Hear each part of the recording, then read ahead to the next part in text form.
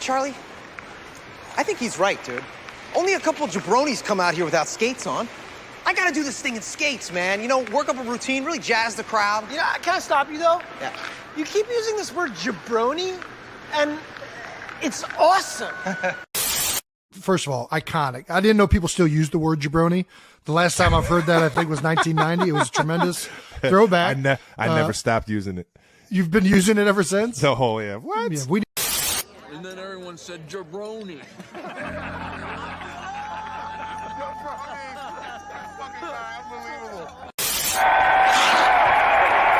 What is that? The future of radio, you jabronis.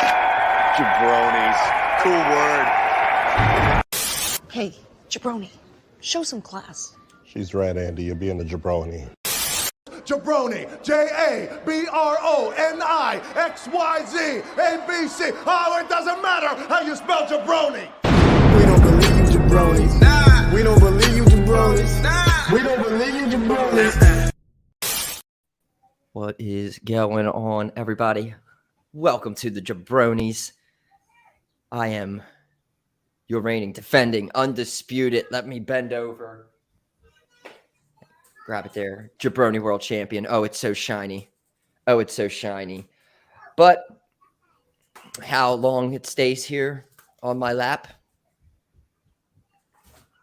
Time could be very limited. Very limited. This very nice little. Well, actually, it wasn't a nice little raid because I lost it. For you did lose it for 24 hours. Don't try to really sneak that shit. Yeah, we'll get to all that. Mike Butler's here as well. I was gonna say no introduction. How dare you? We're here. Hi.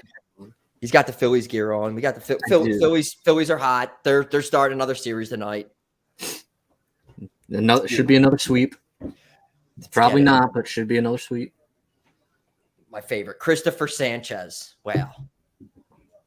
Hey man, what a phenom. Man. Whatever, bro.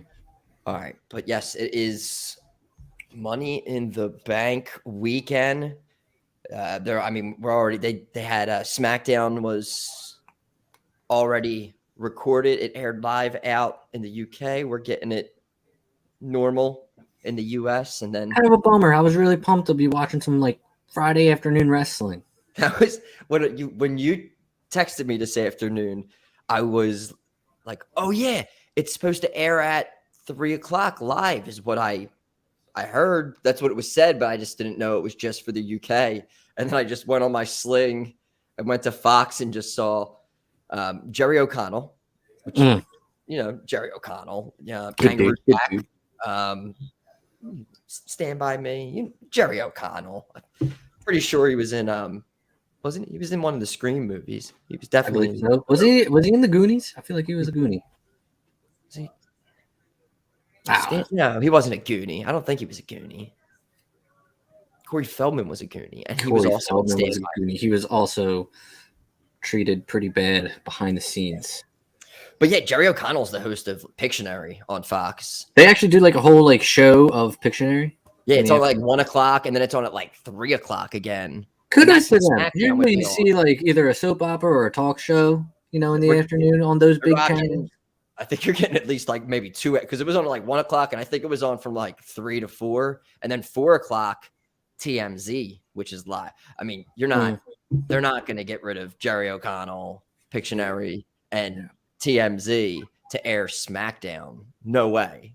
I don't know. They maybe could have gave us an FS1 or one of these Fox off brands, but we need ratings here. So yeah, we're gonna get. It's funny. I saw SmackDown was on FS1 last night or FS2, one of them, and I was like, "Oh my god, did they pre-tape and it's airing tonight for some reason?" But it was just a rerun of last week. I think Collision was taped for tomorrow, I believe. Actually, no, they had Collision last night, I believe. Did they record it? Wasn't it? No, I think it actually fucking aired last night. Now that I think about it, I think they might be doing this. I could have sworn that maybe they're airing it tomorrow. What's going on tomorrow that they wouldn't air? Money in the Bank, I guess, but is there UFC on? Yeah, UFC's on. Everything's on. I could have sworn that UFC starts at like on the East Coast. Oh, like, so they did tape it. They did tape it. They taped it and they're airing it at 8, right? Oh wow. But that's the thing when we talked about collision happen. I mean, you're going to come up on. There's going to be times where you come up against WWE pay-per-views, and for the most part, UFC's running a fight night or event for the most part every single Saturday. Well, I mean, why? What does taping? The taping doesn't make your situation better. I could just look at spoilers. Now I definitely won't watch it. And it's not going to get any better because UFC kind of card for lining out for the whole summer is. Yeah. And so what they did like under 600,000 viewers last week. So it's like I'm not saying viewership is everything. Viewership is kind of everything. You know? As long as TNT and TBS is happy, I guess that's all that matters. Yeah, I mean this Saturday's it's a little bit of a sting, but speaking of, still they have the dopest. At the opening song of all wrestling shows. They are number one. They may not, nobody may watch it, but they're going to be missing out on a solid opener. It is. Yes, it's Sting. Pretty solid. I mean, you get some cringe promos from CM Punk, Ricky Starks, and FTR, and Bullet Club Gold. But I mean, I like the idea of opening the show with a promo like that. Yeah. Just that was like generic baby face promo. It was very I was like that yeah. Only it was I can't even repeat it. It was like one big John Cena promo, you know? Right when it ended, they were just about to cut to Bullet Club Gold, and Ricky Starks right after it was about to cut, he just went did his thing real quick, and I was just like, oh, I had like the chills going down. I was like, oh, that was so cringy. Why did you do that? Juice Robinson was still funny. He was like, I was kind of laughing. He was like, I got my 8 hours. I don't want to go to sleep. You know what's funny about Juice Robinson? I saw on Twitter this week that somebody said he looked like the honeycomb guy. Remember the old honeycomb mascot?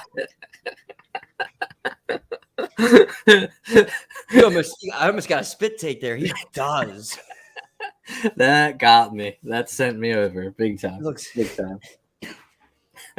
I forgot about the honeycomb mascot. I forgot honeycomb used to be a thing. He used to freak the fuck out and he just wanted some honeycombs. And honeycombs are, I mean, I haven't had them in a while. They were delicious. They were delicious. And I'm also a weirdo that I eat cereal dry. Yeah, I know. I started to, but this took until like my 20s eating cereal with milk. But like certain ones, like I'm sorry, what? That makes it like a chocolate, like so like a chocolate cereal. No. Hold on. You said you start taking milk at 20? In my like 20s, I always ate cereal dry. Like everything. You name it, I ate it dry. Like I was Cinnamon Toast Crunch. It's so dry. I know. I don't know. A cereal like that, I mean, I also hate soggy cereal if it's in there too long. Like I hate soggy bread, like the texture of like wet bread or something like that. Like, so I started doing it like when I was older and putting like a little bit in, but like not a lot. Yeah, man. I'm weird. I mean, like sometimes I get what you're saying. The milk can be inconvenient if you're eating a cereal like shredded mini wheats or Frosted Flakes or Rice Krispie treats. It's just soggy and you're not basically eating slop, you know. But you don't eat them. You do not eat shredded mini wheats dry. That's basically like you're a masochist if that's the case. I've like frosted, like I feel like that's like a snack. Like I would just open the box and just pop one. Yeah, that's how if they're in my house, that's how I would. Still, that's pretty fucking wild of you, and you probably shouldn't raise your kids on that. Like life. No, they all put They all milk into take it the and milk, everything. right? Okay. Yeah. Yeah. All right. Like, all right. I'll do it. And to this day, you're still okay with eating dry cereal? I still do it sometimes, yeah, for the most part. I don't eat cereal as much, but when I was a child, I ate a lot of cereal. Oh my Marshmallow God. Like alphabets. that I could Berry probably eat Kicks. cereal, breakfast, lunch, and dinner, honestly, and a snack. Cocoa Pebbles. The way I go through milk. So, like, are you not a big milk guy overall? I like it. I just don't. Do you drink milk? Because I know a Not lot of people really- don't not like drink on a. milk. Nah, not regular like at all. I mean, I put cream in my milk or like cream in the coffee. I mean, that's about it. Wow, man. I'm I don't starting to really. think I I'm like weird. chocolate milk, but it's like That's a treat. That's not like that's a snack. I like milk. Like if I have a glass of, but it's just. But also now that's what I kind of mean when I'm older. Like if I have like Cocoa Pebbles, I'll have like a glass of milk next to me, and I'll eat it dry and randomly drink. Just pour the fucking thing in the thing, and Why you're good. though? I can because then some of it might get too soggy. 2 birds with 1 stone. And then if you want, you can fill up the cup of milk again and have both. You could and then. Nah, we're That's what I risking. do. And then when I get drunk and stuff, and I wake up all hungover, guess what my hangover drink is? I'll take a gallon of milk and I'll just fucking chug that shit throughout the night of my sleep. Yeah, no, I don't know. I like it. I fucking love milk. 2% whole. Just don't give me that skim shit. Yeah, I'm usually a 2% guy, but I mean, yeah, I don't know. That's probably the weirdest thing. All right, like welcome to the jaBROnis. We're talking about cereal. And yeah, I mean, it's fine. I think I got my jaBROni of the week though. Fuck. Yeah, I actually might set myself up, might put myself in actually there. I had no thoughts about it whatsoever until you just fucking did that. I'm surprised I didn't expose that during the whole cinnamon toast crunch match thing but they never did it. I mean, I'm surprised I didn't blurt it out then. But yeah. Don't judge me. Hey man, I'm not. All right. So we had Forbidden Door. We want to get the AEW stuff out of the way. So we're going to talk a little bit about post Forbidden Door, then we'll talk about the game, and then we'll get into Money in the Bank. So what did you think about Forbidden Door? Did you watch it? Well, so yeah, I watched a bit of it. It's just it got at the, I use links, and it just got tiring trying to refresh the link every time it failed. So I had to quit at some point. I didn't really get to see the full show. I missed a lot of what everyone had been talking about. Unfortunately, my lasting impression of it was seeing Daniel Garcia do like this business. And I'm just like, the last time I saw this dude, he was like in a pretty cool angle with Jericho and Bryan Danielson. So what the fuck is he doing here? Essentially. So I didn't like that, but I heard everything else was good. And then, it's like unfortunate because, we've potentially heard or had the match of the year in the main event, but I don't see people talking about that as much as whether or not Kenny Omega and Will Ospreay plan to dump Omega on his head or not. That's like the big thing. Driver 91. Yeah, it seems like that was like kind of just the... Which is a shame. Yeah. Because who was it? Danielson and Okada was the main event? Yes. So, and apparently that was like match of the year. And he wrestled like half the match with his arm broken. Yeah, and he fractured his fucking arm. Danielson might be the good. And he made Okada tap. Like, what? We picked Okada. We both picked Okada. Did I?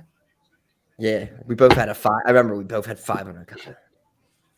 Yeah, so I was at a wedding that night and really did not see anything of... I think I had it on a little bit. But yeah, it wasn't the best reception where I was at. And then I kind of just followed it a little bit through social media. And then kind of caught up on it later on watched little highlights but we had Dynamite, the fallout of everything. We'll talk about a couple things here. So we had I texted you, I was like, did you see that? This was right at the end of the show when we had the Sting and the Sammy spot with the 3 tables. Sammy was on one of them. Yeah. And he just I don't know. Don't know what the plan was. I mean, I guess it was to crash through all the tables, but he crashed through one and took Sweet Chin music from another. Yeah, and then actually at Forbidden Door, it looked like Sammy did his little flippity flop, but he flooped on. It was supposed to be on the Sting, but it looked like Sting was supposed to get up and move. Yeah. And he was just like too slow on it, and Sammy just hit it on him. So there was that, and then there was the Keith Lee thing on Dynamite as well. With was that Hiko Vikino or whatever? Did you see this clip of him jumping out and landing on Keith Lee, and then like Keith Lee was down on his back and like grabbed his arm and like pulled him up to make him like fall over? It was. I did not see that. It was like, oh my God, why did you do that, Keith? It looked fine. Why you didn't have to? I have to check that out. It's very no. fun, but yeah, I kind of see that now. Did you get to see Dynamite at all?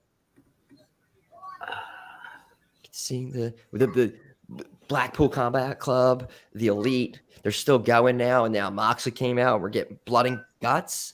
No, I did not see any of that. I know I had it on at some point. I don't remember what I had it on for, because I was like, oh my God, they're about to release the game tomorrow or something, and I want to fucking see this for some reason. But I know I saw Hangman and the Young Bucks come out for something, but that's about it. That's about it. Yeah, there was in the beginning, there was a little beatdown. There was a funny thing. Did you see anything with MJF and Adam Cole? Oh yeah, that whole yeah. I watched. I paid attention to their shit throughout the night. He wants him to leave. He's like, "What do you think? I'm going to stay? Want to stay, hang out at a pro wrestling show?" Yeah, that's fun. But yeah, MJF is great. Yeah, so we got the announcement of Blood and Guts coming up. Dark Order versus Young Bucks and Adam Page. I just saw the Keith Lee thing. Okay, that's the reaction. It looked fine. It's weird. It's so weird. Like, why did you have to pull him up? Just you didn't have to pull him up. Go with that.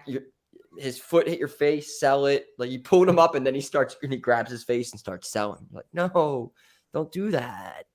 That's funny. There's nothing really. What did you think about Jungle Boy? So Jungle Boy came out, and he came out to Tarzan Boy, Baltimore. He's like, turn that song off. You guys ruined that song for me. You're not going to hear that anymore. So it's done. He did his kind of look Christian Cage kind of coat on. He had the sunglasses. I got aside from that, I got mad Christian Cage vibes from him. Yeah, definitely. Like just from like the promo alone. Like I really was thinking he was about to be out there and just say, Christian was right about everything. Yada yada yada. Like I got mad. Like that was definitely felt like heavily influenced by Christian Cage, which I like because Christian Cage is a very good heel. But we'll just go on this for a second. I mean, do you think now he links back up with Luchasaurus and Christian Cage? No, I mean not immediately. I think they kind of see where what he's got as a singles guy. He's single heel for right now. Are they the reason why this match would hook at some point? Maybe Jungle Boy wins. Your boy Hook now. He's gonna be he's feuding with one of the pillars. He's not just on Rampage. Yeah, but he's like the least pillar of the pillars. Like he's like not the strongest pillar, I guess. So Hook is coming to be that pillar. Like, you know, everybody else is doing their job, holding this thing together. Jungle Boy's kind of just like heavy, very heavy. You know, so yeah. I mean, I think it's just gonna be a one-off. You still think Hook, like, you still think Hook is over the way? Like he was kind of like, you know how he was like when he first, everyone would freak out when his music freaked out, right? Yeah. That like that momentum. See, it's hard for me to say because I zone out whenever Hook's on the TV screen. But no, seriously, like I don't think he is. I think he's overhyped, and I think right now is kind of proving that. I don't think nearly as many people are into Hook as they were when CM Punk first referenced him. And isn't that why he was over in the first place? Because CM Punk told everyone to send him. Like I never understood why everyone loved him out of nowhere like that. You know, before even stepping into a ring. Was it because he was Taz's son? I don't know. Yeah, I don't know, actually. I think it's the look. Like, who's responsible for Hook aside from Taz's sperm? You know what I'm saying? Who's responsible? It was like the look and the presentation of him, I think. And the hair. It wasn't even that special. What, because he wore boxer shorts and had weird hair? Yeah. It's fucking stupid. I could do that. I can be Hook. Might not physically look like Hook. I could be like Barrel or something. I could be a Barrel. I could be Barrel. Be Hook for Halloween. Do it. Whatever. Do it. Not good enough to W game. I'm just going to ask you a random question about who are the top 3 faces and top 3 heels in AEW? Some may be easy. It's an interesting question. I mean, you have to think about it. Just men. Sorry, women. You got to think about it. I mean, like, are we in Toronto or are we in Chicago or are we in a neutral place? You know, I mean, so I think you have to put Punk up there, whether it's a heel or a face. You be the judge. MJF has to be up there. Again, whether you think he's a heel or a face, you be the judge. And I would have said like Hangman as a face right now, but I don't know. I don't know what they're doing with the Elite and Dark Order. I feel like that lost again. That's the thing I was just about Hook. Like I just think everybody's gonna love Hangman like all the time. Yeah. So I like just tend to put him on there, and then like. So I think those are your Punk and Hangman are 2 faces. MJF's a heel. I think Moxley could be is a good heel. Yeah. Bryan Danielson, I think, is low key really good heel. Like he's like this manipulator with BCC, and I kind of love that a little bit. But it's like I couldn't give you a third face though. Like I guess Darby would be it. Yeah, I mean, I gotta think that for like kids and stuff, like I kind of forget about that. Heel wise, I mean, I guess you still got to put Jericho up there. Yeah, you do. Yeah, you do. I forgot about Jericho. And I get, but like faces that if you like sneak it, just like Darby, like Adam Cole. Adam Cole's, I can't believe I didn't say Adam Cole. It's just like you still have to figure out like what's Omega? Like what is Omega? He's not there right now, but what is is I think he's a baby face, but I think Punk's a baby face. But you put those two in a room together, who are people going to cheer for? I feel like just some things with the company I feel like are just weird watching it because I feel like deep down there's just like that big elephant in the room where it's just like we want to see a few certain matches and maybe just get all of this like cattiness, like the big elephant in the room always. Just like kind of remove it and like kind of maybe just do a few things. And I think it's gonna end up going to that at some point. Yeah. And I think like when you start doing it, when you have these big shows and tease somebody coming out that you're just like, holy shit, I can't believe they're both like, you knew they're in the same building before and they're on separate sides or whatever. But there's going to be a moment where like they're both out in front of an audience and the audience sees both of them. I don't know who it is, but that's when, like how WWE recently has been doing the end of their pay-per-views, where it's like almost like recently it's just been like a storybook thing where it's just like it's a massive, like huge thing that happens, and you're just like, whoa. And then sometimes you get it on a SmackDown with the same thing. You'll sometimes just get something big that happens. You're just like, but it's like I think AEW needs something like that soon. Not a huge announcement. They need like a big moment, and they got big shows coming up. So, I mean, this isn't could be getting that at Wembley. Before we get to business, some thoughts on Fight Forever. All right, so I'm just gonna take the wheel on this one. You've been playing. You've been playing. I know nothing about this. I've not been able to play yet, so this is all you. All right, so. This needs the backstory behind this situation, okay? I think it came out. Technically, it came out yesterday, but if you pre-ordered it early, you got it Wednesday. Yeah, people were all over the place about Wednesday with it. So Tuesday at 11:30, I am laying down and I'm pondering. I was like, all right, do I pre-order this bitch like right now? So I could play it tomorrow, get all the DLCs, because I'm somebody who, like, if a game is coming out and, like, there's a deluxe edition or, like, an icon edition or whatever, I have to get the very best version possible. I don't care how much it is, that's just me. I even do it with stupid shit like Madden. Like, I don't even use Ultimate Team like that, and that's all they offer, but they also offer 3-day early access, and I'm like, that's enough for me. Cool. And I fucking hate Madden. Still buy it, though.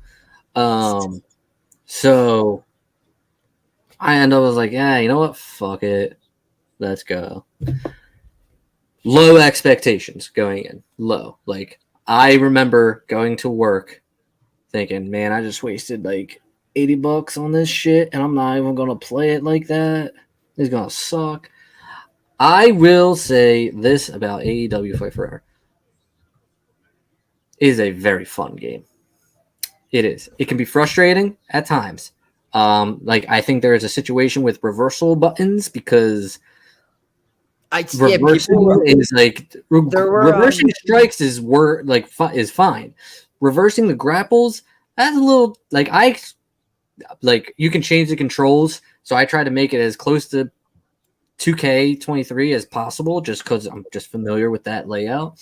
So I have R2 as a reversal and like for a grapple, and I'm spamming that motherfucker and it just does not reverse. Sometimes it does, but I guess it's like just a timing thing and you have to be like perfect on it.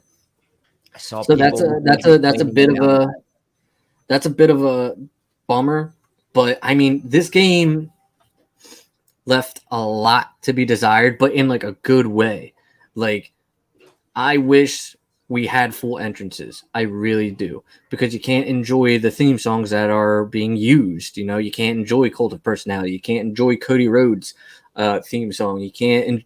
Moxley doesn't even have Wild Thing in that song in the game. So that's his original, like where it says. I don't know. I couldn't tell you if it was original or if it's just some generic theme. But I don't mind the lack of match types. In fact, I think it's perfectly fine, especially because you have something in there that we've never gotten in a game, and that's the exploding barbed wire match. That I think I play. I think I've probably used that match more than any. That or a lights out match. I haven't even done tag matches. Haven't done multi matches. Haven't done like ladder matches or anything like that. Can you choose the? Is there a cheap explosion in the I heard that was a thing. I haven't experimented with that. I just have like regular explosion, which was much better than the real life one. Blood can't say enough about it. I fucking loved it. Like, it's over the top, sure, but it's so good. Using the thumbtacks in the game, very cool, super cool. I've really just been in exhibition. I've tried a little bit of road to elite or whatever.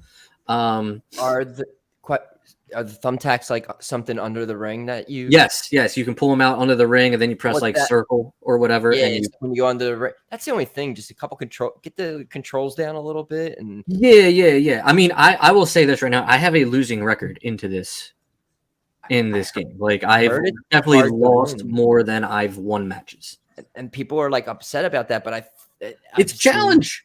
But the thing is, you know that's crazy though. Is like, I think I have this on easy, if not normal difficulty, and I'm still struggling. Which, I get mad, but at the same time, it's like, fuck, all right, whatever. It causes me to turn off the game sometimes, but then it's like, fuck, I'll go back in and not be a little bitch, Have you gone online at all yet? Is that no? I was never big on online play on any game, so I never really tried to. I heard it like stopped working for a little bit, but I'm not big on online play at all unless I know who I'm playing with. Just because like I don't feel like getting my ass kicked by a 13-year-old and then like talking shit, and B, the spamming of moves is very possible, especially in this game. There's not a lot of I've noticed there's not a lot of difference in moves, but you can purchase moves in the shop. Like the format of No Mercy is definitely there. Like, it has its AEW shop where you can use AEW dollars to unlock stuff. Like, I had to spend 10,000 AEW dollars to unlock Cody Rhodes. Stuff like that. I enjoy the game. I enjoy the game way more than I thought I would. Definitely a lot to be desired still, but I think that's a compliment from where I'm coming from, because I didn't think there was anything to be desired. Like, I think I didn't think it was going to be as enjoyable as it has been. I don't think it's as enjoyable as 2K23, but I think they're different games. I don't think they're meant to be compared. It's really could benefit from like a universe type mode. It's cool to just have exhibition matches and I guess like play the storylines in your head. But a little bit of format would help. You think it would be fun playing like with friends over and playing it like how 110%? That is what this game is for. Multiplayers. Like, yes, I wish I had 3, 4, 5 friends, whatever, to come over and we could all just get on the sticks and just fucking go. That is what this game is 100% made for. 100%. And even the mini games would be fun. Like, the mini games, I'm not a big fan of the ones I've played so far. But I'm sure I'd have a lot more fun if I wasn't playing against AI. Why didn't you get all of them? Didn't they say there was like 19 of them? I think what you have to do is you play through Road to Elite a whole bunch of times, and you unlock them in the store, and then once they're unlocked in the store, you buy them, essentially. Which, whatever. I don't play them like that anyway. But and then Owen Hart's not like day one available. You have to like win 100 matches in AEW before you unlock him in the store.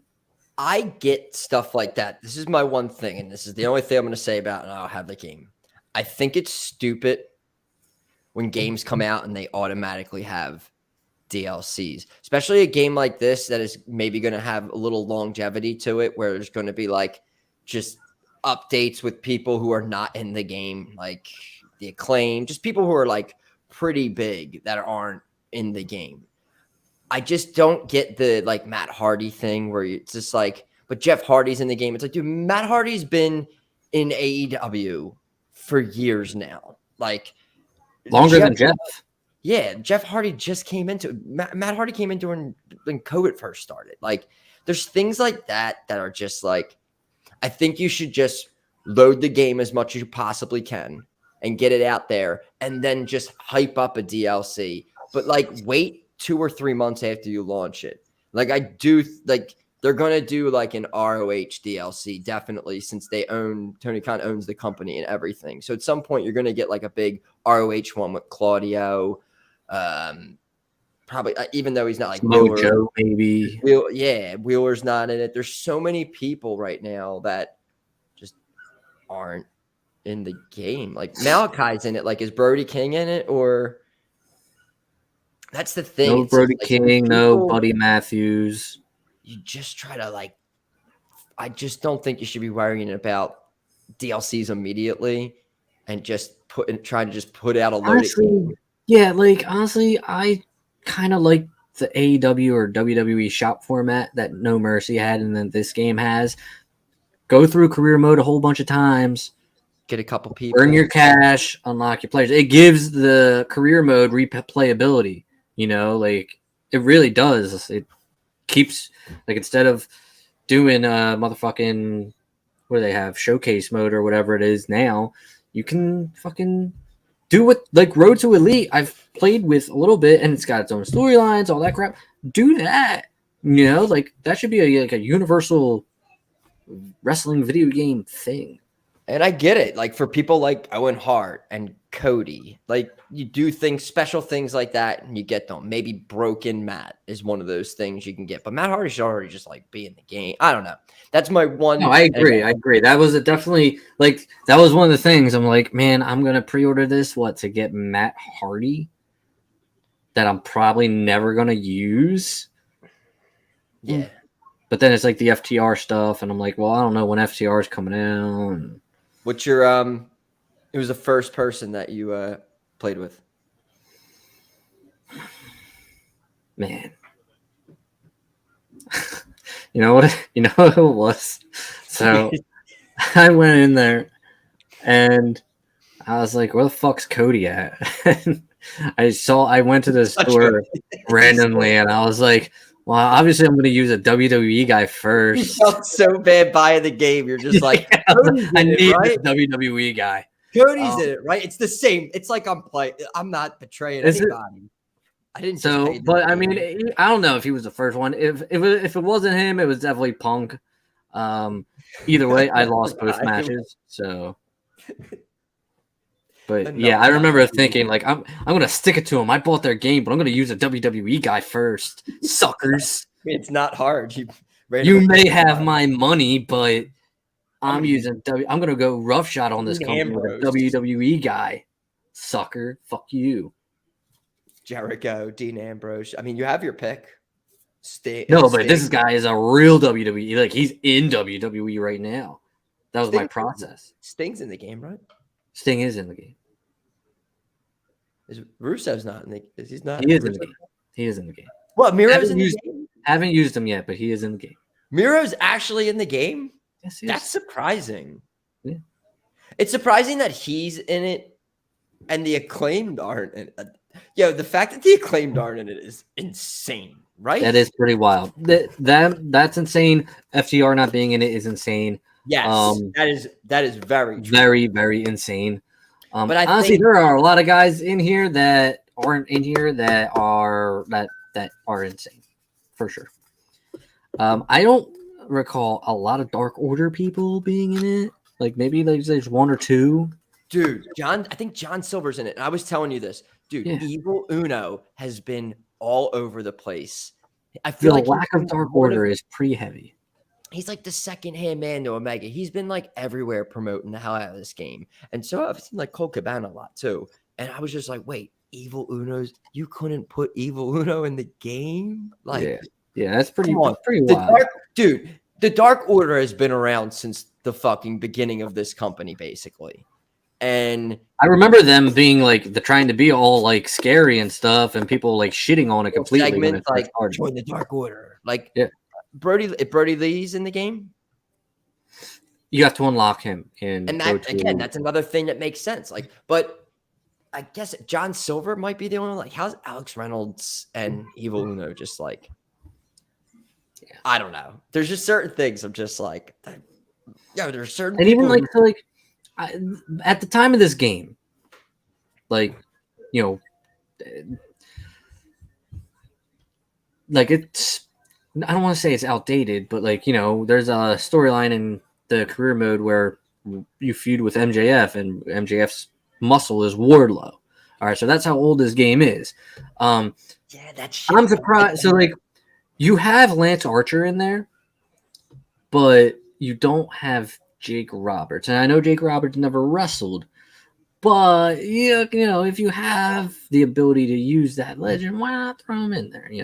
And again, like this is a thing where I don't know how often they're going to update this. I know this is not a yearly release game. You think there's a way for them to update like the career mode where if they come up with a new storyline, they can like update the game and then that's available in the game? Maybe. I mean, I'm thinking of like my experience with the 2K games and the like in 2K15, you had the showcase mode with Triple H versus Shawn Michaels and then CM Punk versus John Cena, and then you had a DLC where it would be like it would release more storylines, like Christian's one more match campaign against Orton, Mark Henry's Hall of Pain. So they possibly could, but I don't know. I'm not. Or it could just stick to just being more characters added to the game, and they stick with yeah. Which I don't know. I'm looking. So like the career mode goes through like the first year of AEW. Like the first Dynamite you compete on is the first Dynamite ever, and like it starts off at the first ever Double or Nothing, and you're in the Casino Battle Royal. And they did a press conference for it, and that's cool. And that's the things like Wardlow being with MJF. It's like it's kind of putting you into the situation of what AEW was day one. Yeah. And so they're the things where it's like you can be like, oh, I wish like this was like, oh, MJF's not with Wardlow. But I mean, at a certain point, it gets to that. But yeah, maybe it does. It's like you're in the past, and it's like either you have a creator wrestler, and that's the last thing. Did you create a wrestler at all? Yeah. No, there's really no point. So I didn't go into create a wrestler. I went in to edit somebody else's attire. So like I went in to like edit like Punk's attire. Okay. And there's nothing like regarding that. There's nothing. Like you can't change his. I didn't see you can like change his trunks. You can't. You could throw a shirt on him, but the shirts like are minimal. So you didn't try to make Roman Reigns or anything real quick. I heard. I saw what other people have, but I don't. They even have that. They have his like. Yeah, they have this. That's a lot of. There's a lot of apparently just renamed things. Oh yeah, it's called like male generic 39 or whatever, and it's this dude. Brock Lesnar, S5 is I saw the controversy on that, the diverticulitis or whatever. Yeah, so I mean, there's no point in creating anything in that game. Like if you do it, cool. I'm not a creative guy, so it actually never bothered me that there wasn't a lot of options. So it's unfortunate. There's no like community creations where I can go and download other people's creative wrestlers. That's a bummer. It's whatever. It happens. But I mean, for a first time launch, I would give this a solid C plus B minus. I would. It's good. I mean, it is good considering I was ready to give it like probably like a D. You're such an AEW, Mark. You're trying to like I give them all Forbidden Door and just getting their video game and just getting every DLC that comes out. So excited. You're just pumping money in this company. That's what they want. Well, that's one thing. I mean, if I have to pay for, since I pre-ordered the deluxe edition, I want the deluxe edition. I ain't going to keep on giving you money for these DLCs that you may have come out with. All right. If it wasn't advertised on the Elite Edition, I ain't going to pay you more money for it. Money, please. Money, please. You want them? Money, please. You want Will Ospreay? Money, please. All right. Christopher Sanchez just made a big impact on the game. Christopher Sanchez. Is it already started? That game started? Yeah, already? it started at 6. Wow. Yeah, man. I'm getting no action on this. He definitely gave up a 2-run homer, though. Oh, all right. Well, I'm kind of good about that. I feel like this is the night to maybe hop off the Phils for a second, just because. Just makes sense. Because it's the Nationals and they should win, right? Yep, absolutely. Just wait till they're going to give, if Corbin's pitching in this series, they'll give Corbin his first win in like a year, probably. Yeah. And speaking of Corbin, oh my God, Baron Corbin, they made me watch all of NXT. They ran super late because I was texting you. I'm like, very late. I was like, Corbin's out. Carmelo Hayes isn't even out. It's like 9:54. It's like, it's going to be a squash. Corbin's going to get beat so quickly. They had a match. It was good, but Corbin did not win, and they didn't do the whole. Oh, we won. He came out as a lone wolf. Exactly. I was trying to play it down then, but he came out the very original lone wolf theme. He needs a beard. He needs his hair. He needs his hair. But yeah, so that's exciting. And then I don't know where he's still going to be. Is he drafted on a brand? He's a free agent.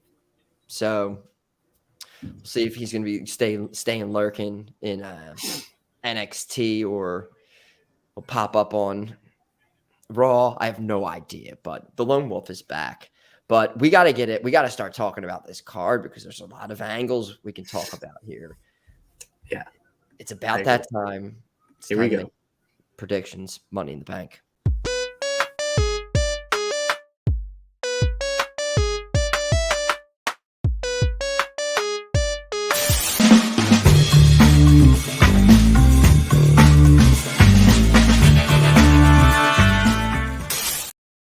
All right.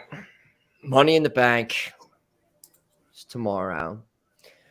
We have 7 matches, and good old jaBROni World Championship is up on the line here. So we do confidence points. 7 matches. 7 your most confident, 1 your least. Whoever has the most at the end walks away with the jaBROni World Championship. It's pretty simple. And got a pretty interesting card here. Maybe a couple could be a gimme, but then there could be some tough choices, and we're bringing in Dana. Dana's coming back in. Dana was very adamant on being part of this card. I don't know why. She openly admitted she stopped trying to watch Raw. Just didn't catch her interest. Those were her words, not mine. But she was openly adamant about being part of this. So I quickly ran down the card with her. She gave me her picks and her points, and I gotta say, she's in it to win it because there are some picks here that I was like, and her I get like WWE can be very predictable, even to somebody who doesn't watch it at all. And her reasoning behind some of this was not bad. I'm concerned. I'm concerned. And I want to say before we start going throughout the week, there's just been reports of there's going to be a major upset. I don't know. All. It's just been throughout. It was reported there's going to be a major upset at this pay-per-view. Really? That's it. Are you holding back the match, or you don't know the match? I don't know the match. It was just reported that because there's just like certain matches where there's like you just think someone's going to win. Apparently, there's just going to be but that could go anywhere. I think they did say apparently, but it didn't involve Money in the Bank and Cody and Dom. Okay. Pretty sure that might have been at the end. I think it. Yeah. So whatever happens with those, it's fine. But maybe one of the other 5 matches, maybe there's going to be some crazy upset. Yeah.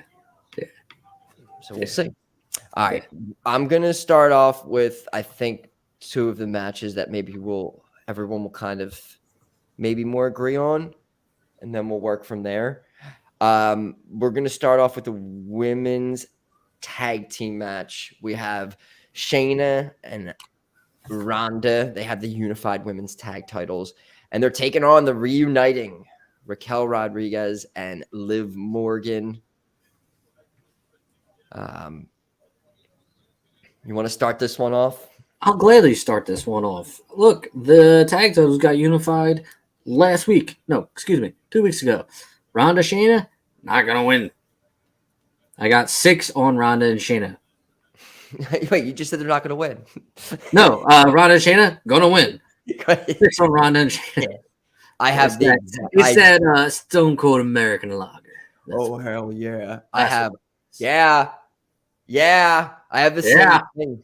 I got 6 on Ronda and Shayna retaining, and then I don't know, maybe if Liv takes the pin here, if we instantly just maybe see the divide of Liv and Raquel at Money in the Bank, and they go on to feud with each other, and then Dana wasn't sure about this one, but then she ultimately ended up going Ronda and Shayna 6 points as well. All right. Everyone's in agreement here.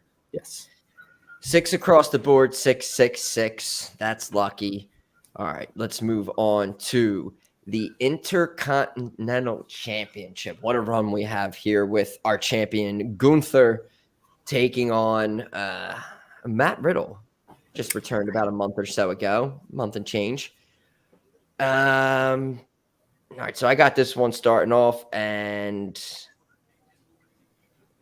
yeah, I think this isn't the. I think we're gonna get we're gonna make it seem a little close. I don't know if this is where we're gonna be getting the return of Randall Keith Orton.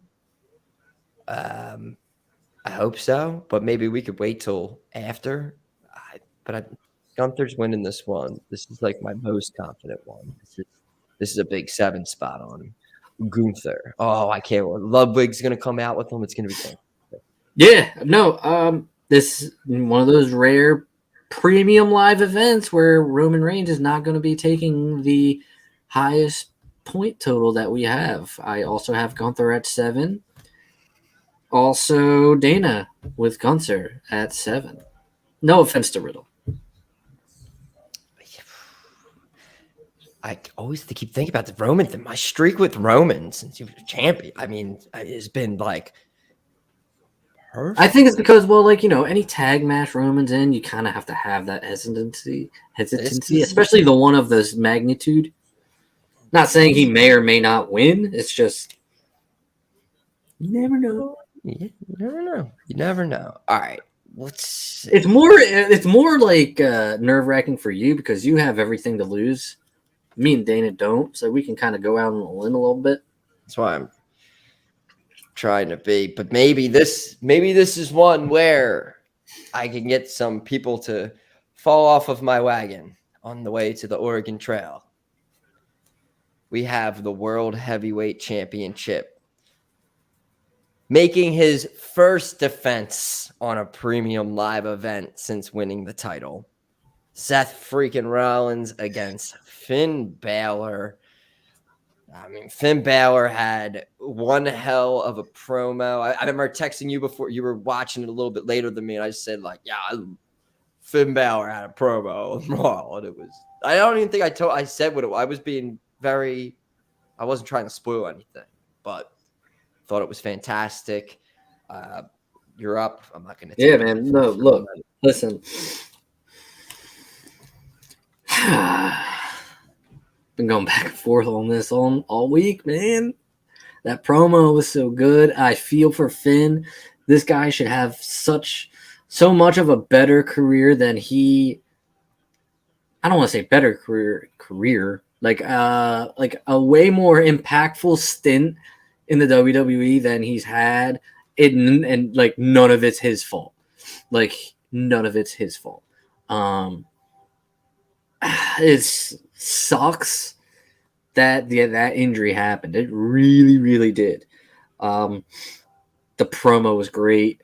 I thought the promo was great. Fantastic. Like if there was anything that showed that he can be this top guy, I think that promo really did something there. I think Judgment Day has been running the show. Like they say they run Raw. I really truly believe that they do. I think they're one of the best things on Raw. And it's about like I feel like when it first started, I was like, nah, even when I wasn't too much into it, but they've completely just grabbed once Finn and Rhea, once Finn got there, it really did take off. Rhea helped it when she got there at Backlash last year. But they're so good, and I think a Finn win here would really help. The thing is, it is Seth Rollins. I'll tell you what, though. It's going to take a lot more than some stupid fucking song and some stupid fucking chant for me to go against Finn motherfucking Balor. I'm taking Finn Balor. I'm putting 1 point on it. And here's why.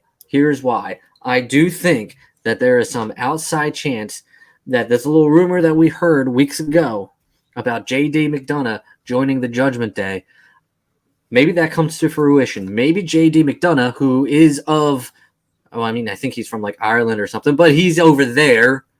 He's from over there, across the pond, whatever you call it. I think he fucking somehow gets involved, helps out Finn. You haven't seen him at all in a while, and I haven't honestly heard anybody out there really at all say. I mean, weeks ago you saw him in the background of things, but it was kind of, I don't know, and maybe that was the whole reason. I mean, this is the people who used to do the whole Bray Wyatt teasing thing, right? So, like, the thing is, though, it's like, do you like that London crowd? I don't know how they're gonna. Like, I'm sure there's gonna be a lot of them singing his song, Seth's song. The whole place is going to be. And, Finn is also, he's Ireland, and I know that Ireland's not London, but, again, they're like right over there. I'm not geographically fucking intelligent. I don't know how far Ireland is from London. I know it's over there. I know it's not here in North America, so it's over there. If it's not here, it's over there. So Seth has him on entrance. Finn doesn't do that. Maybe it's a bipartisan crowd. Maybe it's 50-50. Maybe it's all Seth. Maybe it's all Finn. I don't know. But I'm not picking Seth. I don't want to pick Seth. I have no interest in picking Seth. I am praying, I'm hoping that Finn gets an actual title run here. And I know we want to make the World Heavyweight title important. I know that we want to legitimize it. I personally don't think it needs to be legitimized already than it is, because it's should have the same lineage as the other world title. I want, if Finn doesn't win this, we're going to AEW. Me and Finn, we're going to watch that. I'm all for Finn Balor. 1 point, though. Just, I'm in a competition too, Finn. But I'm 100% confident in you, though. It's just I got to put 1 point. So you're trying to watch a pay-per-view, you bought their game, you are full on board with AEW, and I mean, it looks like you're going to be jumping over there and watching it, because I got Seth Rollins winning this match. All right, so things you said, Seth just won this title. He might have defended it on like Raw once, and then he was going to have an open challenge and got attacked, and this is the first premium live event with this title, and we're going to need someone of relevancy to hold this title when Finn Balor ain't relevant. Judgment Day ain't relevant. That's not, no. Roman Reigns is, come on. We already said Roman Reigns isn't losing the title anytime soon. We know this. It's 2023. maybe in 2024. And again, I don't think it's out of realm of possibility that. What the fuck you talking about Roman Reigns? We're talking about the World Heavyweight Championship here. Exactly. And that is held by, after this, it's going to be Seth Rollins still. You just said Finn Balor's not relevant. That's what you just said. No, I'm saying that it needs to be held by somebody relevant, which is not Finn Balor. With what I think they're going to do, they're not going to do it. It's all going into what I think with Money in the Bank. Money in the Bank is getting cashed in on the World Heavyweight Championship. Intriguing.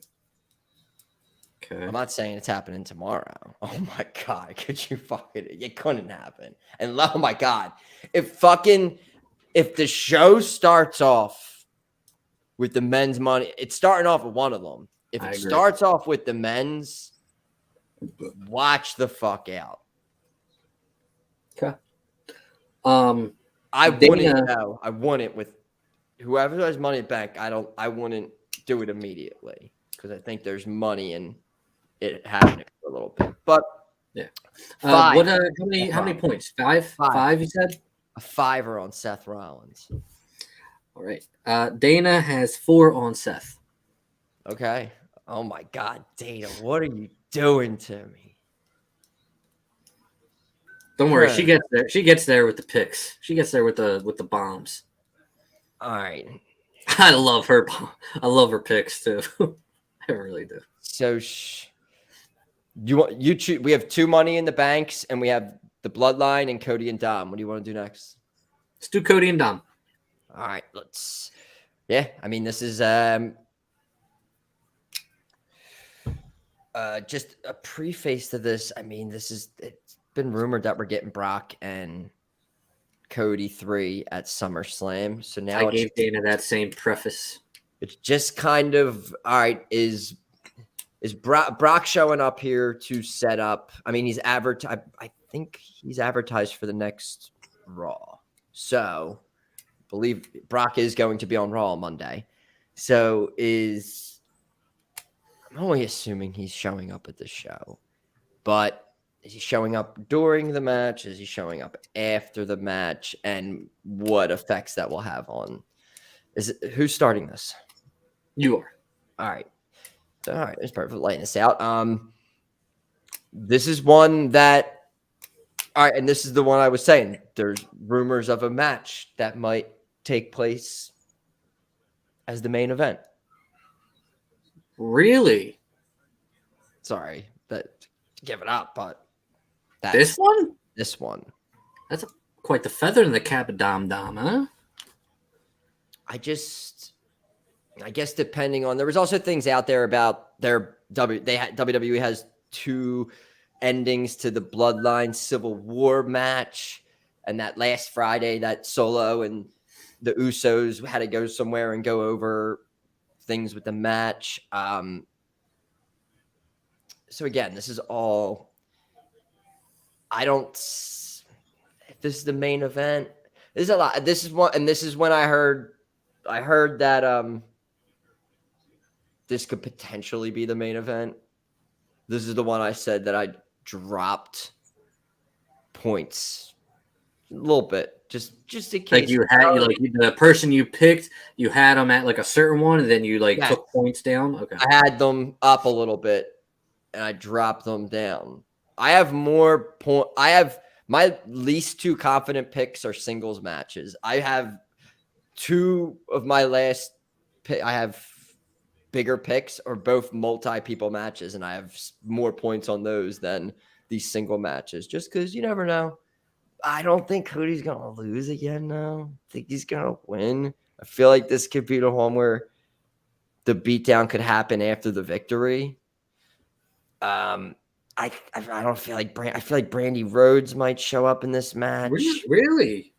Dude, I love being totally unplugged because I don't know any of these things that you're saying has been reported or anything. It just makes sense because Brandy Rhodes is a fucking wild ass name to throw out there as someone appearing.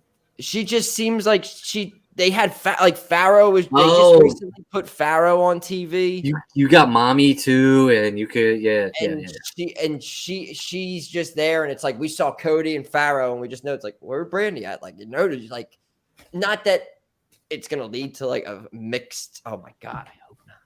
But I don't know. I got 2 on Cody Rhodes.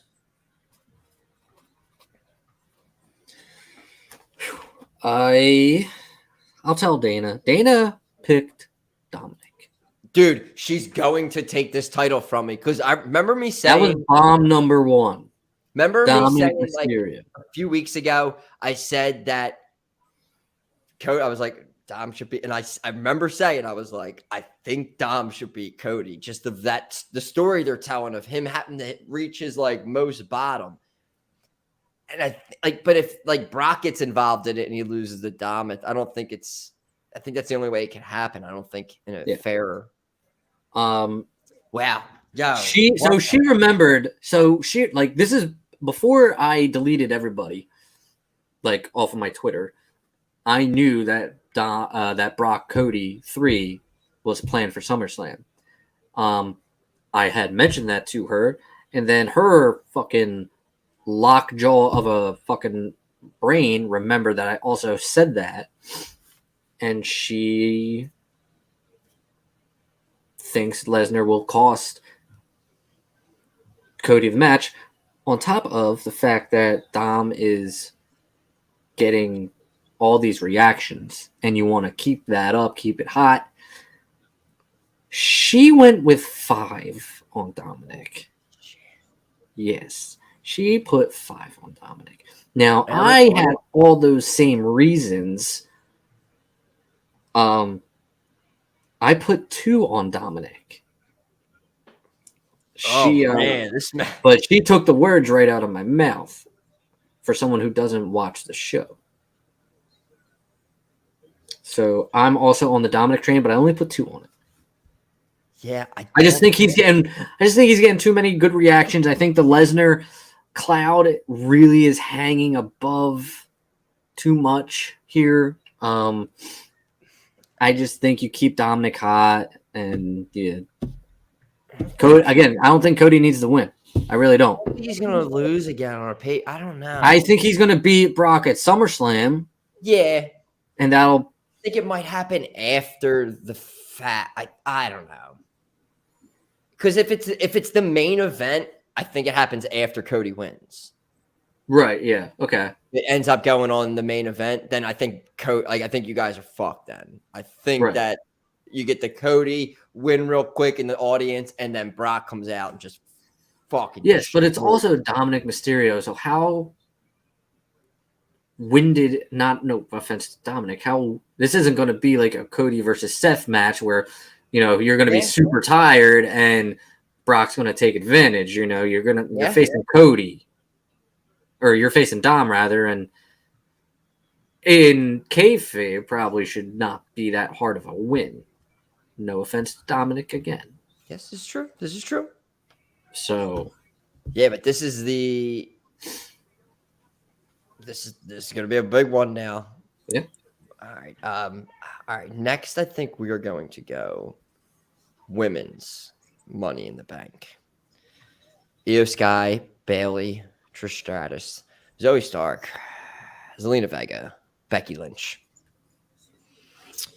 Some intertwining storylines with we got Becky Lynch, Stark, and Trish Stratus all in a storyline right now. We have Io Sky and Bayley and Damage Control in a storyline right now. Zelina is kind of the odd woman. I believe Bayley is putting that spot on the line against Shotzi tonight.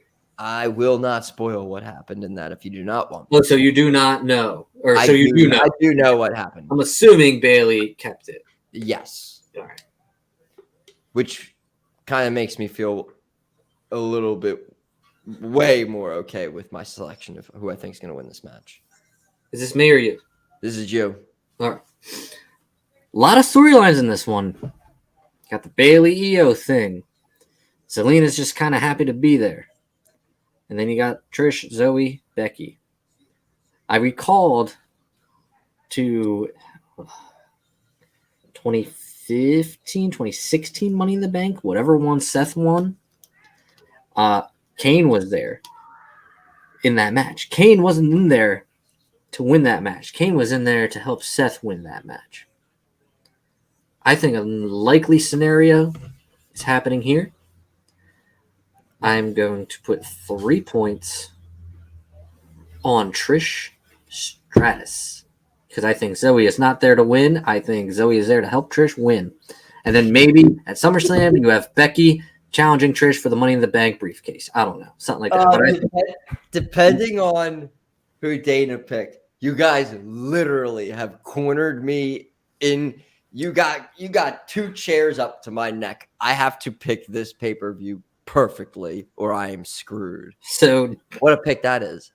Bomb number 2 has dropped in this match. Now, Dana doesn't really know what's going on here. All the information I gave her was that Bailey and Io there's kind of like a little bit of tension there, and Bailey is putting her spot on the line tonight. It's all the information I gave. Oh, and that Becky and Trish were feuding still. She originally was going to go Zelina because of the pop she got at Backlash. It's not crazy. Honestly. No, it's not crazy at all. I maybe told her this is not collusion or anything. I probably told her I just think that was a Backlash thing. I don't think it was necessarily an overall thing. That's all I said. By logic, if 5 out of the 6 people are already all in feud, it leaves somebody out like, hey, I'm not. If it were like process by elimination, she probably eliminated Zelina first. Then she said Becky. But then for some reason, she quickly changed. No idea why. She didn't give a reason here. She put 1 point on Io Sky.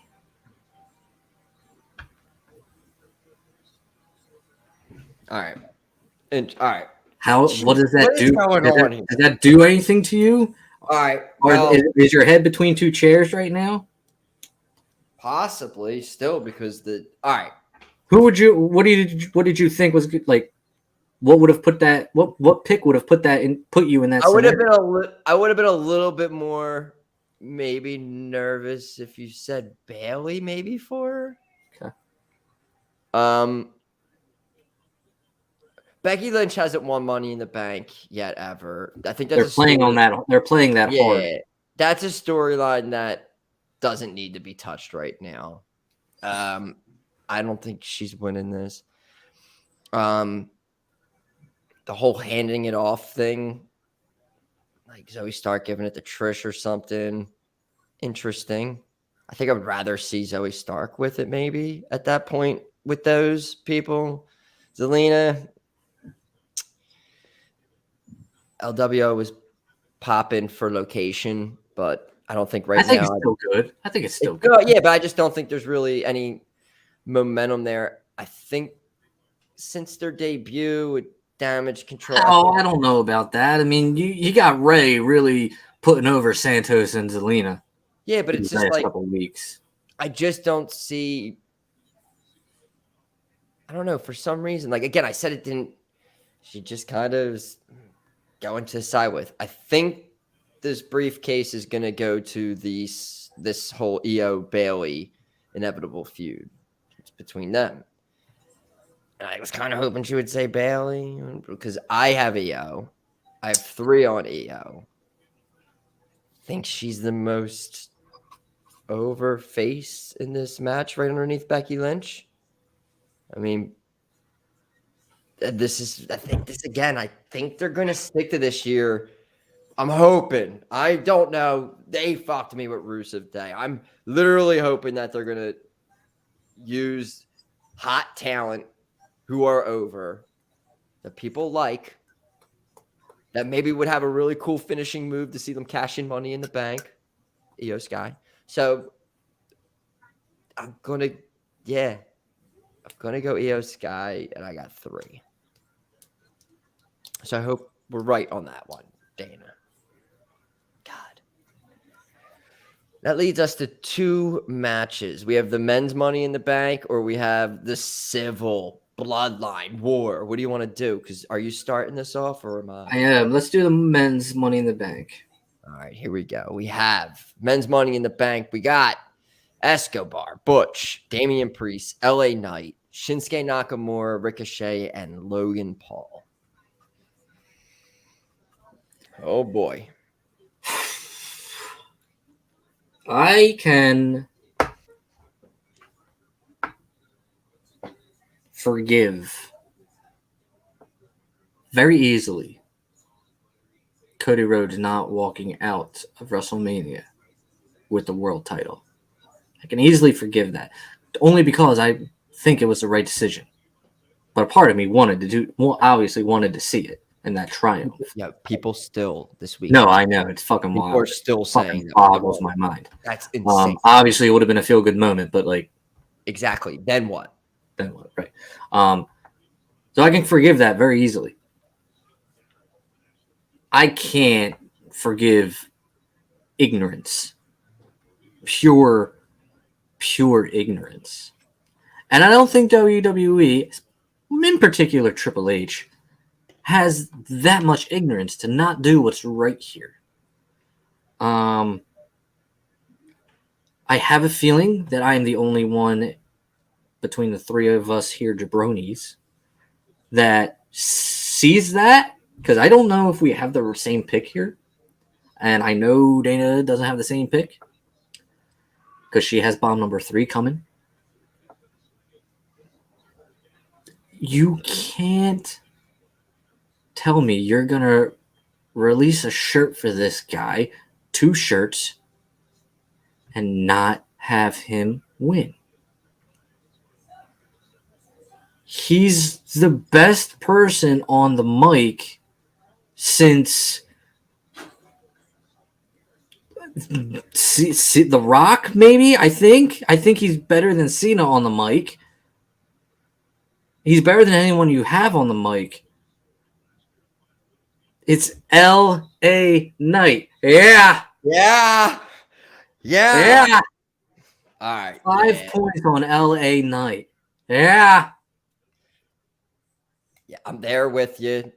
I have 4 on LA Knight. I don't want to do this. Honestly, this is literally, I don't want to do it because they literally disappoint every time. And honestly, if I was booking this match, I probably wouldn't book him to win this match. I would probably, since I've been corrupted by WWE so much, I would probably put it on Logan Paul, and I would probably make them feud for a month, and somehow at the next event on maybe do something big on a Raw or something, and I would make them maybe lose the briefcase and then put it on LA Knight. I don't know. I feel like that's just the WWE thinking. I feel like, and then I don't want to say, but there's been reports of them feuding, apparently.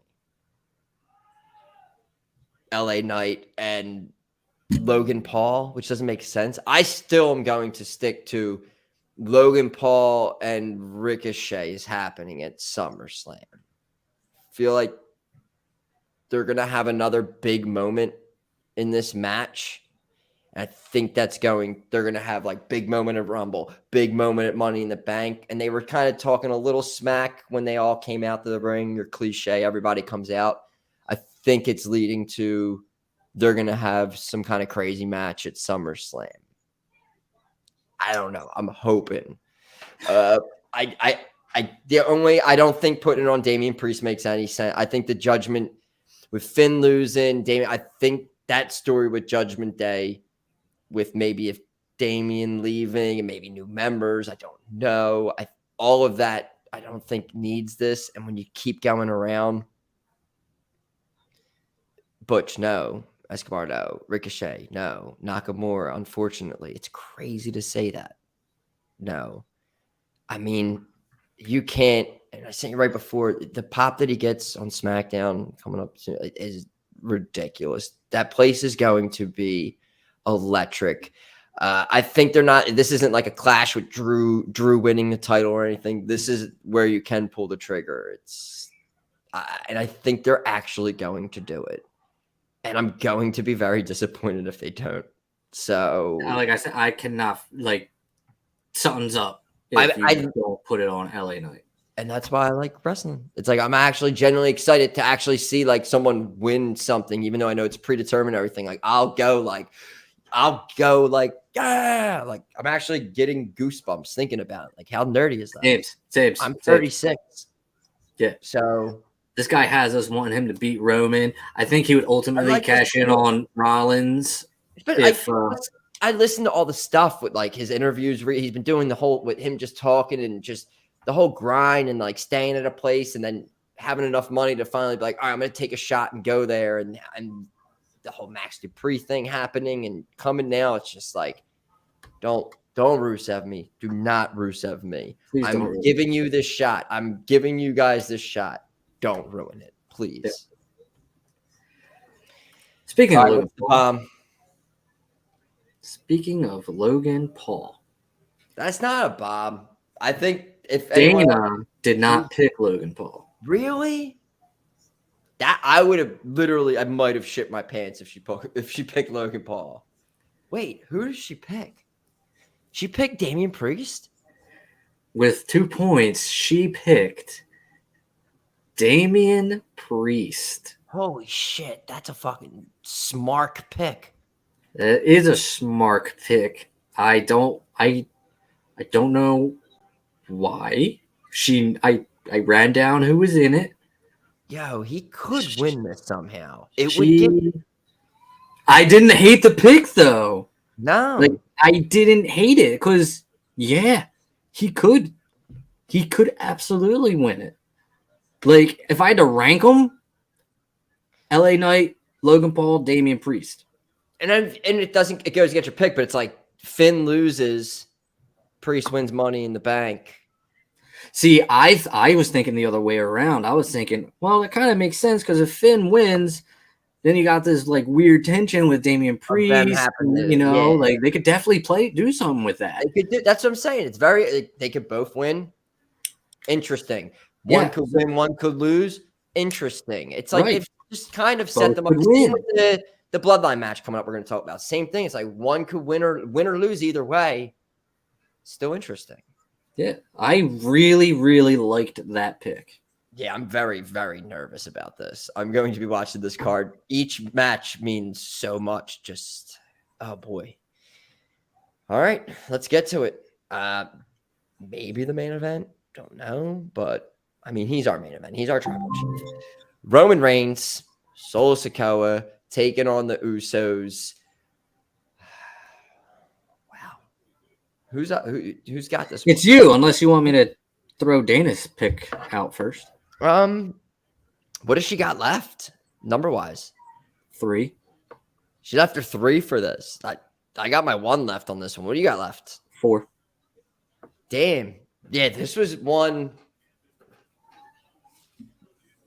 I went from 2 and 1 on this one, like back and forth, because this is like I don't like not putting 1 and 2 on the ladder matches.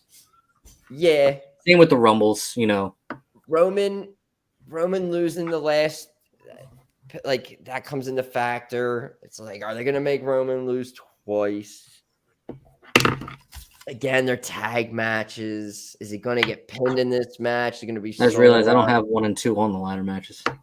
I don't think people are saying that is just going to already just if they lose, just going to do the solo Roman split already. I think it's too early for all that stuff. I think we're slowly Mania-wise, we're going to see like Roman a couple years ago with the Usos at Mania. And then this year he had Solo and his family. And then what about in the next Mania? It's just Roman. And I don't think we're doing this split with Solo yet. And I think it's great. I could, if that's just like where we're just going to see next year at Roman coming out with just like maybe Paul with them. And I don't know, but this match has both teams could win and you can continue it and it wouldn't bother me. The sexy pick out there is a lot of people think that Jay is going to pin Roman and that it's going to be Jay and Roman at SummerSlam. As of right now, it's like I see that potentially probably being the match, and we're pulling a whole big loop-de-loop here and bringing it back around. I think this is the match that is the major upset, even though odds are 50-50 basically on this one. But I think this is the big upset. I'm going Usos just for one. I don't know if I would do that. Maybe Roman win. I'm not very, but again, I think all of the other picks with this now, this might not hurt me if Roman wins. See, here's the thing though, with that, the Usos are the best tag team, arguably, in history. I don't know if that's necessarily an upset, you know? Sure, you got Roman Reigns, but you also got a guy who's not even been in the main roster for a year teaming up with him. I'm thinking just dirt sheet talk. Like, no, I know. Think like Roman's the champion, like he's not going to lose 2 in a row. I'm thinking in my mind, I'm like, maybe that's the upset. Like, it's not going to be Riddle beating Gunther. Like, Gunther's like a minus 10,000 favorite or something like that. Like, I don't think it's going to be that.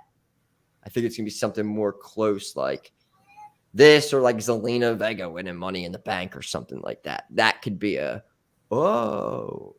But also at the same time, it's like, I don't give a shit. Yeah. It's not going to affect me, but it's a coin flip. They've been so good with the storyline that it's like you can really, and that's why they have different ideas that they're playing it. They have 2 different crazy endings to it. Like, it's cool. Like, I just think they got their hand on it. And with Judgment Day too, the way they're telling Judgment Day, I think it's like they had something good going with Bloodline and started like incorporating that stuff with telling stories with Judgment Day. And that's why Judgment Day's been so good on Raw.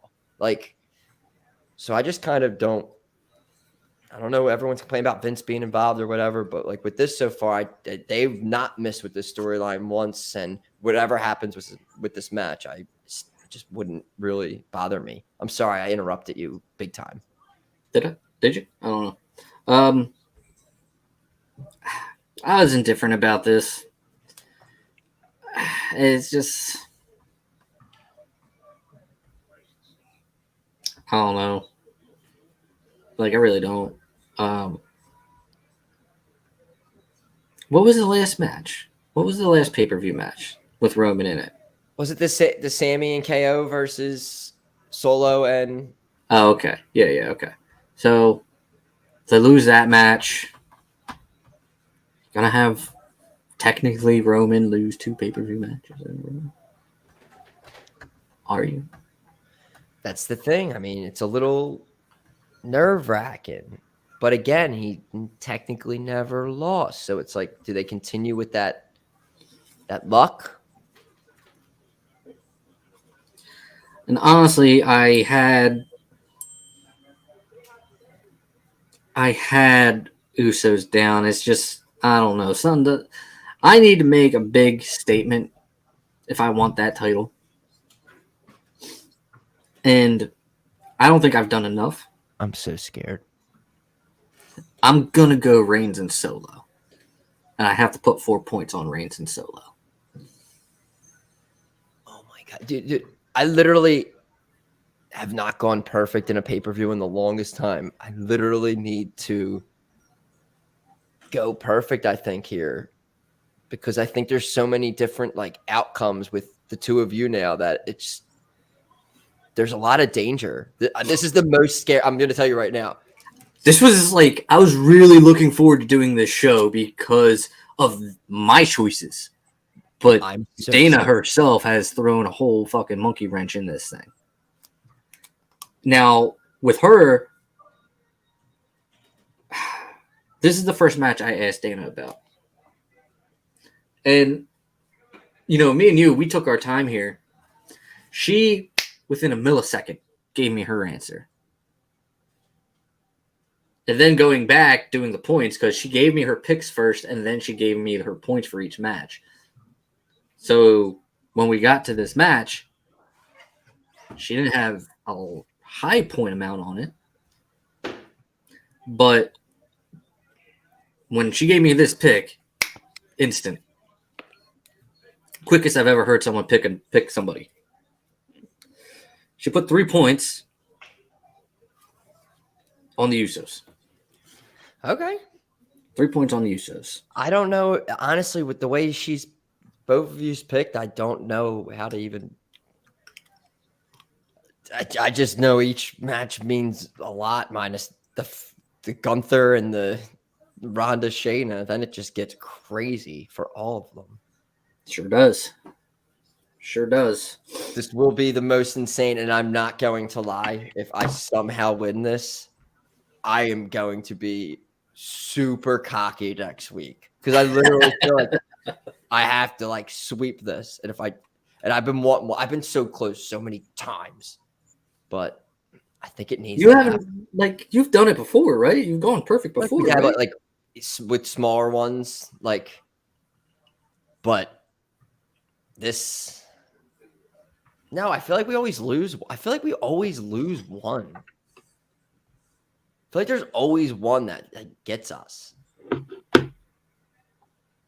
Oh man. All right. So we're gonna log these all down. I'm putting them out on the social media. This is gonna be a 10-2. This is one of the biggest ones. We're all over the place. All right. So that is predictions for Money in the Bank.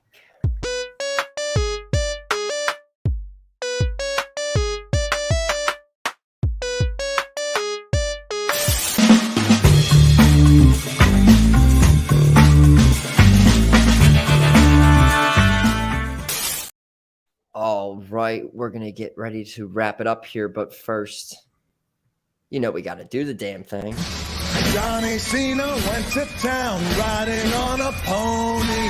Rock stuck a feather up his ass and called him a jaBROni.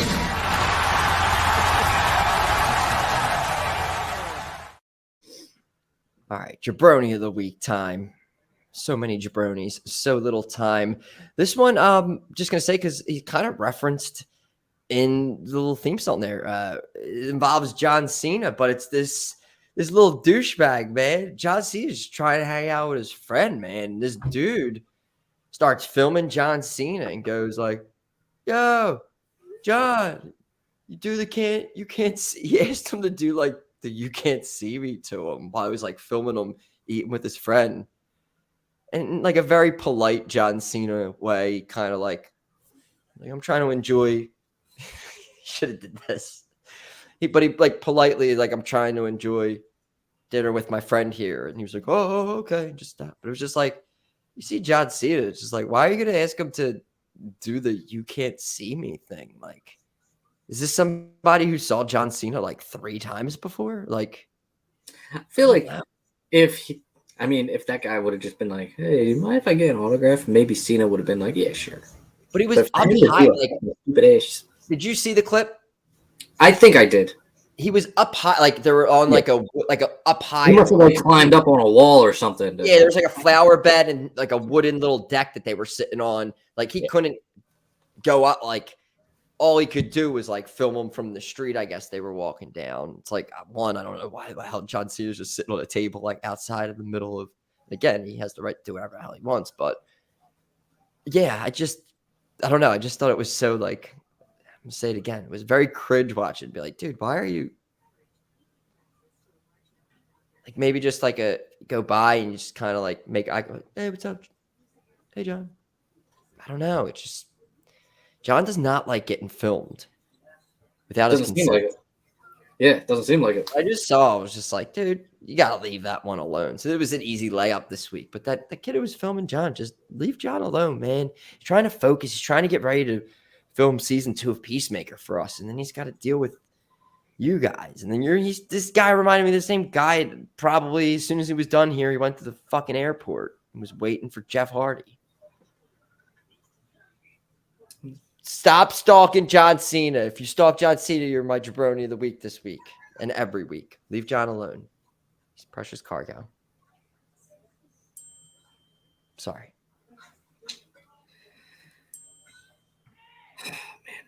It's really, really hard not to pick you. Yeah, the whole cereal thing with milk That is definitely... like you're free to do whatever you want and live your life however you want. But fuck, dude. Yeah, I mean, hey, it's fair. It's weird. I get in it. The spirit of you're my co-host and a friend, I'm not going to do that. Greatly appreciate that. I agree. No, it's like, but definitely, like, dude. If I were like a special guest and I was picking my jabroni of the week, probably would be you. Hands down, yeah. I'll definitely need a little honorable mention this week. I mean, why not? It's definitely odd. That's just fucking wild to me. I like my mouth to be dry. I am going to delve into my personal life this week.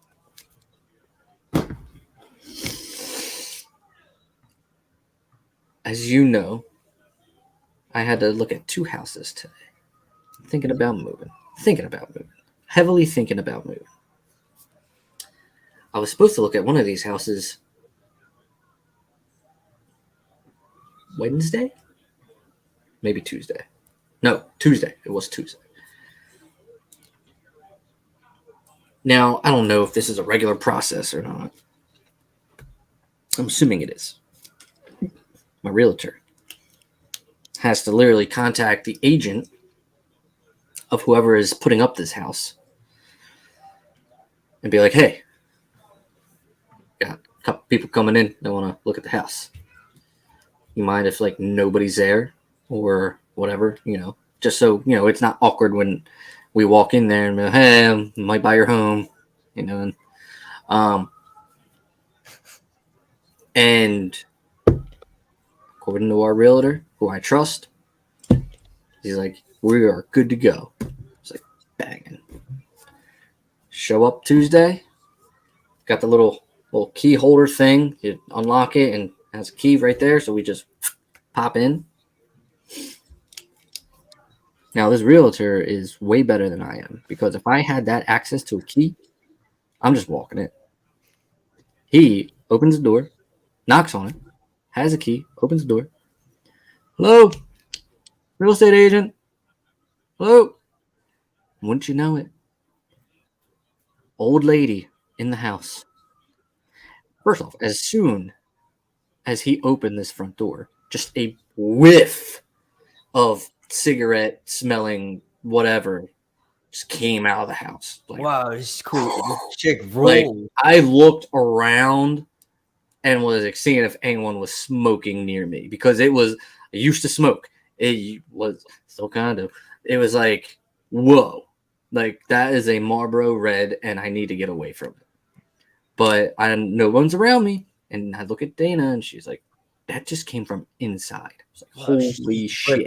Ripping cigs in the house. Yeah, 100%. 100%. We didn't know because she had a fit about us being there. Now, backstory, she's living there for $3.99 and I think is not excited about the fact that she has to move. She will have to move. Because I guess a family relative owns the actual house. Oh, how awkward is that? Right. So she is not happy. Did not let us in to visit this house. Holy shit. Even though we scheduled to see this house. Oh my God. There's a thing outside to get in. Yeah. So we spent 10-15 minutes outside of the front of her house while my real estate agent called their real estate agent. My real estate agent is like, hey, we're here at this house and she's not letting us in. And I heard the other real estate agent on the phone, and all I heard was, you gotta be fucking kidding me. So apparently this woman is not the easiest to deal with, because this guy has been trying to sell this house for a while. Oh, it has been on the market for a little bit. So he's fed up with it. And I already had bad vibes going into this. Like I just looked at the front of it, and I'm just like, nothing was like structurally, nothing was like standing out or anything. It's just sometimes like you just look at something, it's like, nah, that's not it. That's kind of what I was having. Like, nah, that's not it. It's a Morel house. I know what they look like. It's not it. And so that happened. And then today we visited that house and we were able to get in. Wow. So whiff of smoke still there. Really bad. Walk in. Holy shit balls. Was it bad? Man. Super bad. Immediately as I walked in, I was like, no. No. Like, yeah, you just get instantly. Let's look around. I was like, all right, well, fine. Let's humor me. Maybe there's something that saves it. Maybe there's a slide that takes me from upstairs to the basement. I don't know. You know, maybe there's treasure. It looked exactly like a house I've been in before that I'm not a fan of. Yeah. And immediately, just again, turned me off. We go into a room. Nobody's home. Keep this in mind. The only thing that is home is us three. Excuse me, 4, because we brought our daughter. And their cat. Nobody's home. There's candle lit. Just chilling there. Yeah. All right. This person obviously doesn't give a shit. They're on a free ride. Why would they give a shit if the house burned down? Go in the basement. Just bugs. Just bugs. Just bugs. Backyard. Small backyard. Jungle. It was like, just no redeeming qualities. Bye. Goodbye. See you later. Sayonara. Don't want it. Not even gonna attempt to purchase this thing ever. Now, Dana handles most of this stuff. Like, you know, I'm busy. I work. You know, she's home. She handles it. She looked this house up. There were no pictures of it. I mean, that's a red flag. Now, she said that they didn't want pictures up there because they wanted privacy. Well, I could see fucking why. I could see why. Anyway, I'm not going to get into that whole us trying to move story, but old lady who wouldn't let us in that had plenty of notice that we were going to be there. You are so the jaBROni of the week. And I hope that your time, as John Cena says, is up very shortly. Johnny Cena went to town riding on a pony. Rock stuck a feather up his ass and called him a jaBROni.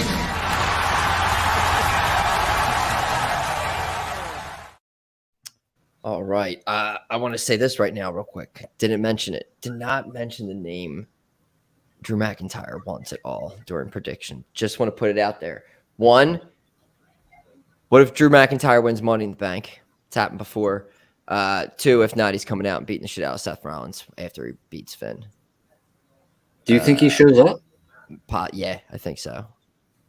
I think that's the next feud. Drew Seth. Heel Drew and Seth seemed right. I don't know. Maybe see Bray Wyatt soon. I don't know. Randy Orton. Were we going to get a bunch of returns? Any returns? I don't know. But I wanted to throw the Drew thing out there. It was like, yo, what if Drew McIntyre just comes out and climbs the ladder and takes it? No, I don't think that's happening. I also, I hope none of that happens. Like, he can return and everything. I've just never been a big Drew guy. Yeah, maybe I'm selfish. I think they're going to bring him back as a heel, and I think it's going to be – but are you going to do, the Drew beatdown of Seth after he wins a match and then also do it with Brock and Cody? It's – I don't know. But we didn't mention Drew. I wanted to say – Or, Finn wins and he attacks both of them. Yeah. And then we get a triple threat at SummerSlam or something. He wins Money in the Bank early in the night. Drew comes down, cashes in, just walks out champion. Drew McIntyre's champion by the end of the night. Oh my God. And then LA Knight and Logan Paul go off in feud. Oh my God. Oh my God. All right. We're gonna wrap it up here.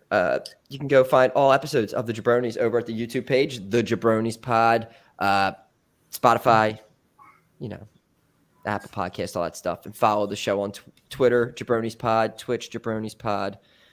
I'm Happy jaBROni on Twitter. Real quick before we go, do it. We have to pay our respects again. Attitude Era star Darren Drozdov, or Droz, or Puke, however you'd like to remember him, tragically passed away. Obviously, if you've been watching wrestling for as long as we have, 1 second, I am in memoriam of somebody. Jesus, sorry about that. Oh my God.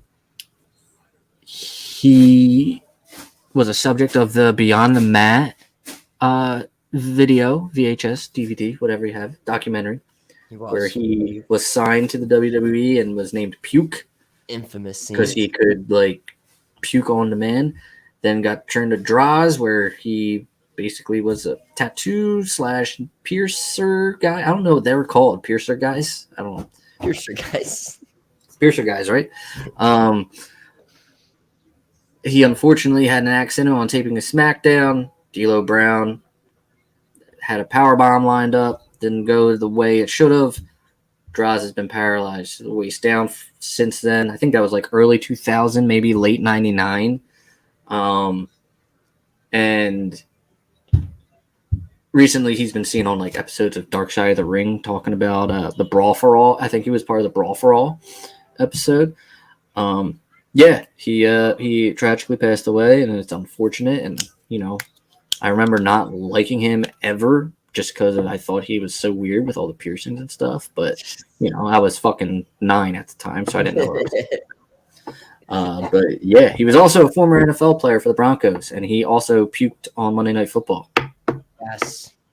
So, R.I.P. to Darren Drozdov. Had a bad hand dealt to him his whole life/career, I felt. Yeah, goddamn. Oh, goddamn. What a sad note. Yeah. All right, so I'm Philly jaBROni 1. The king of segue. Yeah. All right. Yeah. So, yes, everybody enjoy Money in the Bank tomorrow. We will be back next week talking the fallout, and we'll find out who's going to have this jaBROni World Championship. I don't fucking know. It might be somebody who's not even on the motherfucking show. That is true. That is true. All right. Everybody, we'll see you next week. jaBROnis. Ow!